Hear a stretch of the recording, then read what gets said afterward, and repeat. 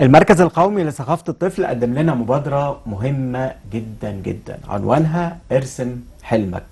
بالفن نبني شخصية الطفل ونكتشف الموهوبين. وفعلا الفن هو الوسيلة الوحيدة تقريبا اللي من خلالها تقدر تنمي قدرات وشخصيات الأطفال، وتقدر تكتشف مواهبهم بمجرد ورقة وقلم.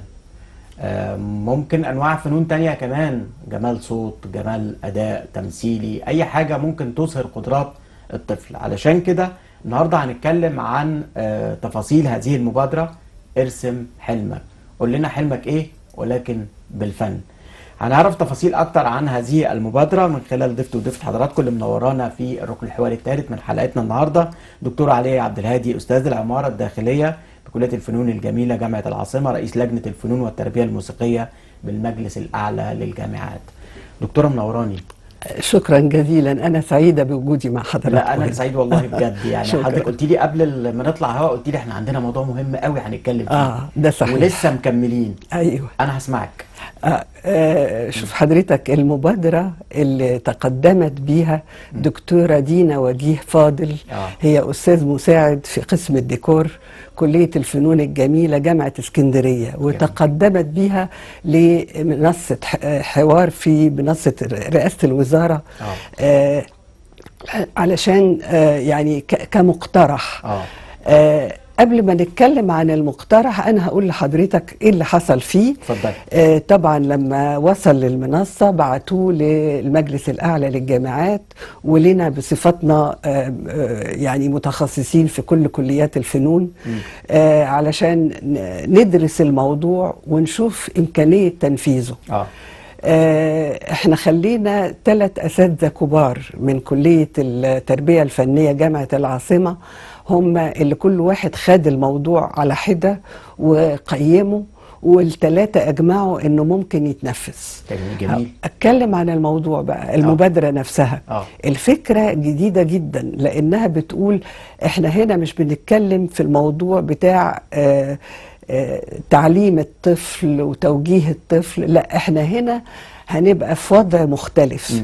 احنا هنسمع للطفل وهنشوف من خلال رسوماته وكتاباته هو بيحلم بإيه، علشان دي تبقى مؤشرات لنا في اتخاذ القرار السياسي الخاص بالطفل ده للمستقبل بتاعه. لان احنا لو بدأنا ناخد المؤشرات ده ونحطها في الاعتبار في قراراتنا السياسية، اكيد هنساعد اطفال الاطفال النهارده اللي هيبقوا هم ماسكين شعلة المستقبل. صحيح. هم اللي هيمسكوا الشعلة. فده لهم هم.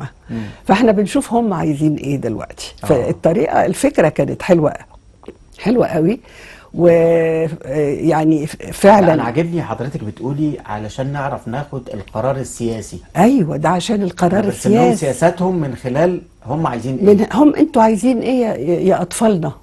انتوا محتاجين لايه، بتحلموا بايه، نفسكم تبقوا ايه كمان 10 سنين. عايزين نعرف هم عايزين ايه عشان تتحط سياسات قريبة من الفكر بتاع الاطفال. ما نبقاش احنا دايما اللي بنقول لهم يعملوا ايه. جميل.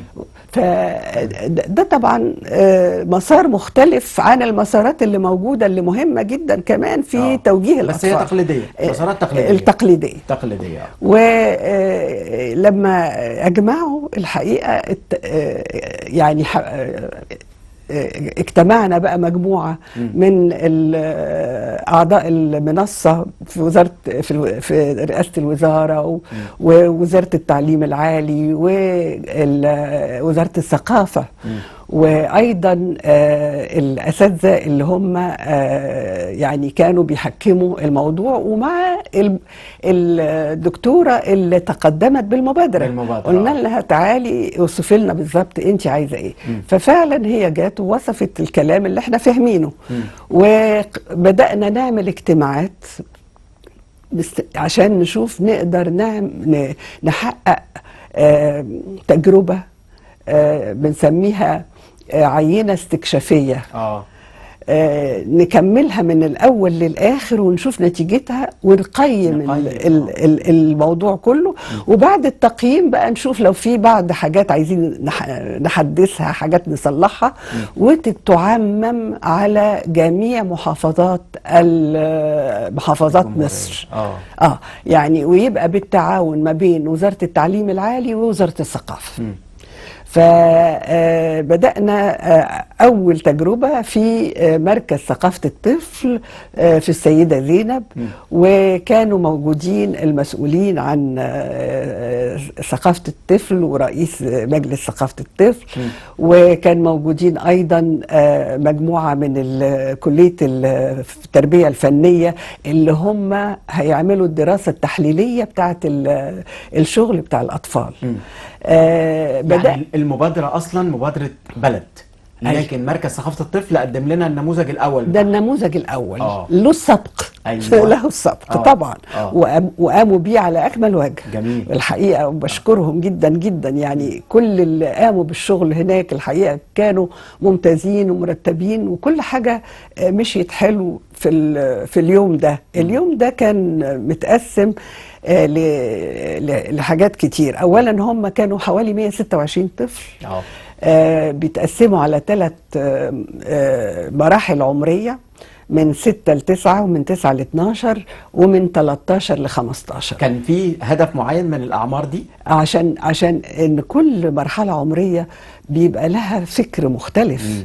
فاحنا كمان لما بيحصل دراسة تحليلية بتبقى مبنية على علم، يعني علم السوسيولوجي وعلم السيكولوجي بالنسبة للأطفال وبالنسبة للمراحل العمرية المختلفة. فعشان تبقى، لأن هي دراسة بحثية، يعني هي إلى جانب إنها بتبين مؤشرات حلوة، إنما دراسة بحثية مفروض تبين لنا نتائج، يعني نتائج يعتد بيها ونقدر نشوف نقيسها بعد كده مع النتائج لما يعمم هذا الموضوع. طيب اتفضل. بدأوا الجمل يوميها كان يوم 22 يوليو. وجم الأطفال كان من حوالي من 6 ل 9 عشان الحر وكده. ومنهم كانوا من مريدي المكان، ومنهم كانوا لأول مرة عرفوا الموضوع والأول مرة. وعرفت من بدايات مؤشرات الدراسات، بس هي لسه ما خلصتش، من مؤشرات الدراسات انه في من اغلبهم من مدارس حكومية، وبعضهم كان من مدارس خاصة. حلوة دي. دي حلوة، لأنه المدارس الحكومية فيها جواهر. ايوه فيها جواهر كتير. لا ده لازم يبقى في ده وده. ونعرف الاتجاهات هنا ايه والاتجاهات هنا ايه. نعرف هم اصولهم جايين منين وعايشين فين، ولما بيبقوا كده بيفكروا ازاي وليه. ما هو دي الدراسة البحثية. يعني احنا مش مجرد بنشجع ونعمل معرض وكده، لا احنا لسه ما عملنا لهمش معرض. هم رسموا ويوميها كله، ويعني عشان يرسموا الحقيقة وقفت الدكتورة دينا بقى شرحت لهم، قالت لهم انتوا مش هنقول لكم ترسموا ايه، كل واحد يعبر عن اللي جواه. ارسموا اللي انتوا شايفينه واللي انتوا عايزينه واللي انت عايز تبقى ايه في المستقبل. انت كمان 10 سنين عايز تبقى ايه، كمان 20 سنة عايز تبقى ايه. ارسم واكتب اللي انت عايزه. فهم عملوا كده. طيب الرسم، يعني ازاي نوصل لهم ان الرسم ممكن يساعد في تنمية شخصيتهم؟ هو ده مرحلة تانية. المرحلة اللي احنا بنعملها احنا مركزين على نقطة واحدة، اللي هي نطلع منهم السمات اللي هي بتعتبر مؤشر لتوجهاتهم وأحلامهم. وإذا كانت دي حاجات ممكن تتحقق ولا لأ، وتتحقق ازاي. واحنا كمان لازم نبتدي نبص للمستقبل، لان احنا دلوقتي بقينا في المستقبل. صحيح. يعني احنا لو ما كناش نمشي في المستقبل مش هنبقى متأخرين قوي كبلد. يعني وانا يهمنا البلد تبقى في المستوى العالم، وانه في الاخر يبقوا بلدنا هي اللي بتعطي مش بتاخد. طيب إلى أي مدى الفن ممكن إنه ينمي الإبداع والموهبة ده بشكل عام عند الطفل؟ عموما الفن بينمي الإبداع والموهبة، لأنه بيبقى قاعد مع نفسه وبيفكر وبيعبر عن اللي هو عايز يقوله بإيده بالألوان. وبعدين طبعا هو بيشوف اللي حواليه، واحيانا في برامج حلوه قوي بتتعمل في وزاره الثقافه، من ضمنها برنامج بستان الابداع اللي بيقوم بيه استاذ محمد كمال الحقيقه مشكورا. بيروح النجوع وبيروح مدارس كتير وبيبتدي يعمل لهم يوم بحاله، احيانا يومين ورا بعض. يكلمهم الاول وبعدين يخليهم يرسموا مع بعض. ما فيش حاجه ان كل واحد يرسم لوحده، وما بيتحشرش خالص في الرسم بتاعهم، بيسيبهم هم اللي يعبروا. بعد كده بيبتدوا يدوهم الجوائز ويعرضوا حاجتهم وكده. فطبعا ده بينمي الابداع عند الطفل.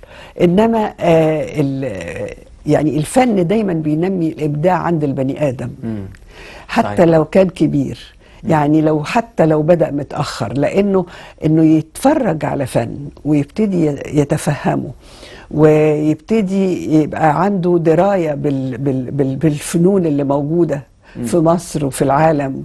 يبتدي يبقى يعرف ازاي يقارن ما بين الفنون المحلية والفنون الدولية، وايه بتبقى ساعات قريبة جدا من بعضها، لان احنا دلوقتي ما عادش في حدود. يعني الحدود خلاص انتفت. طبعا. طيب دايما يقال انه اللوحة الفنية هي مردود للي جوايا. فهل من الممكن رسومات الأطفال دول، أنا هتكلم عن الأطفال بالتحديد، تعبر عن إحساسهم وعن بيئتهم وعن حالتهم النفسية وعن مشكلاتهم وعن ظروفهم اللي بيعيشوها؟ ده أكيد. أنا هحكي لحضرتك حاجة شفتها امبارح. طفلة بتكلم واحدة تانية، فالتانية بتسألها ايه العلاقة بالحاجات اللي انتي رسمها. هي رسمة من تحت حتى النيل، وبعدين فوقيه حتى الحيوانات والبني ادمين، وبعدين وراه حتى الجبل، وبعدين وراه حتى السماء. يعني عاملة نوع وحتى محطة المترو، وحتى الحاجات اللي هي بتشوفها. فبتقول لها انا بشوف ده جنب بيتي، وده لما بمشي شوية، وده، فأنا حطيتهم كلهم مع بعض في لوحة واحدة. يومياتها بطريقة تفكيرها. والغريب انه حتى طريقة وضع الرسومات بتفكرني بالجداريات المصرية القديمة اللي هي فوق بعضها متدرجة. يعني عند حضرتك حاجة تحت وحاجة فوقيها وحاجة المنظور ما هواش منظور بقريب وبعيد، قد ما بيديني القريب هو اللي تحت والبعيد هو اللي فوق خالص. جميل. ده معناه انه لو في طفل عنده مشكله نفسيه ممكن تظهر في هتظهر. وده بيبان في شغل. ليه احنا يعني طلبنا من الاساتذه الاجلاء من كليه التربيه الفنيه، لان دي شغلتهم، ده تخصصهم. بيقدروا يعرفوا، عندهم تخصص سيكولوجيه الطفل، وعندهم حاجات كتير قوي، فبيقدروا من خلال التخصصات دي يتفهموا طبيعه الطفل وامكانياته. ولو الطفل نفسه محتاج اي توجيهات معينه، سواء توجيهات صحيه او توجيهات فكريه او توجيهات في اي مجال، يقدروا يعرفوها ويقدروا يعني ينصحوا بكده. طب المبادره دي مش ممكن تاخد المناهج التعليميه الخاصه بالرسم اللي في المدارس اللي اهملت كتير قوي لطريق تاني، اللي هو بدل ما يدخل المدرس يقول النهارده هنرسم كذا، يدخل المدرس يقول كل واحد يرسم اللي حاسه او اللي شايفه؟ انا شايفه انه دي طريقه التدريس مع الطفل في كل مرحله عمريه لازم تبقى متطوره. وان اللي بيدرس فن لازم يبقى حابب الفن وحابب الأطفال وحابب إنهم يكسبوا حاجة جديدة. يعني لو الثلاث حاجات دي مش موجودة بيبقى صعب، ما بيبقاش فيه يعني الحاجة اللي اتعملت، يعني اللي مطلوبة تكون موجودة عند الأطفال. احنا الحقيقة كمان في لجنة قطاع الفنون والتربية الموسيقية عملنا ندوة كبيرة السنة اللي فاتت، وكنا عازمين وزير الثقافة ووزير التربية والتعليم ووزير التعليم العالي كده، عشان نتكلم عن ان الاولاد اللي بيجوا لنا الجامعة لازم يكونوا مروا بالتجربة بتاعت الرسم في المدرسة، لانه الجيل اللي كان موجود قبل كده القديم ومر بالتجربة كان مستواه مختلف خالص، وطريقة تفكيره مختلفة، حتى طباعه كانت مختلفة. صحيح. وأنا شايفة أن الفن ده بيعمل يعني بيصلح الأخلاق، بيصلح السلوكيات. طبعا طبعا بيهذب بيهذب ما فيش شك، ما فيش شك. طيب انتوا لسه عندكم الموضوع هيكبر. هيكبر. القاهرة ده نموذج صغير. لا، ودي حتة في القاهرة، ما هو ممكن يبقى في القاهرة في أماكن مختلفة. على حاجات تانية، ده أنت عندك من أول الجيزة لحد أسوان فنانين على ضفاف النيل. هتلاقوا كتير قوي.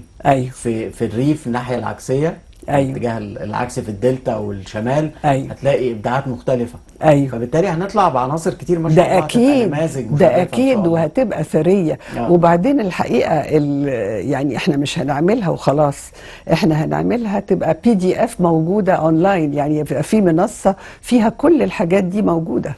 الناس ممكن تطلع عليها، وممكن تبقى مكتبة كبيرة أونلاين ديجيتال. طيب كل ده مهم قوي تبقى الأسرة مستوعبة، والمدرسة كمان مساعدة.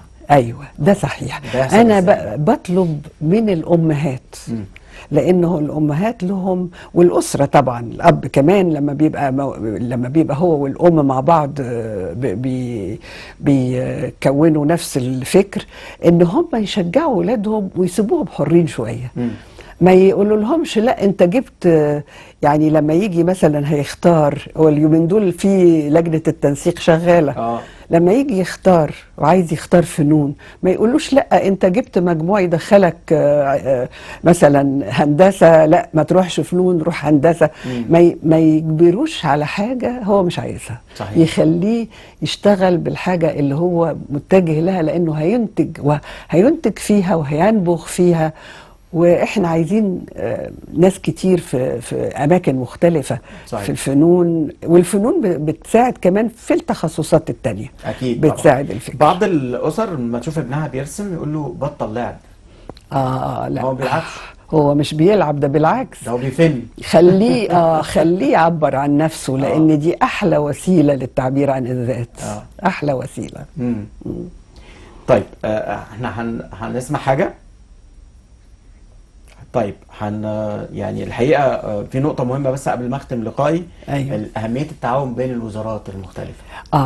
هي طبعا الوزارات بدأوا دلوقتي في تعاون، وده طبعا توجيه رئاسي لجميع الوزارات ومن رئاسة الوزارة، خصوصا التعليم العالي والتعليم، التربية والتعليم والثقافة. الثلاثة دول لازم يبقوا مستمرين مع بعض.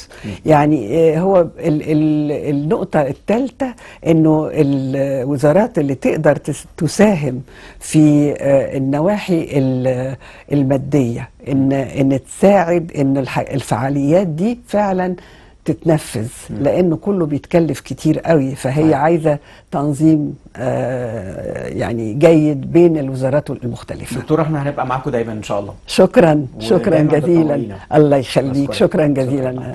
بشكر ضيفتي وضيفة حضراتكم اللي كانت منورانا في الركن الحواري الاخير من حلقتنا النهارده، دكتور علي عبد الهادي، استاذ العمارة الداخلية كلية الفنون الجميلة بجامعة العاصمة، رئيس لجنة الفنون والتربية الموسيقية بالمجلس الاعلى للجامعات. اتكلمنا عن مبادرة ارسم حلمك، ولسه التفاصيل جاية اكتر واكتر لما المبادرة تعم مصر كلها ان شاء الله. ما ترسمش حلمك بس، افتح كمان بيبان قلبك. بشكركم، نلتقي غدا أسرة جديدة في صباح الخير.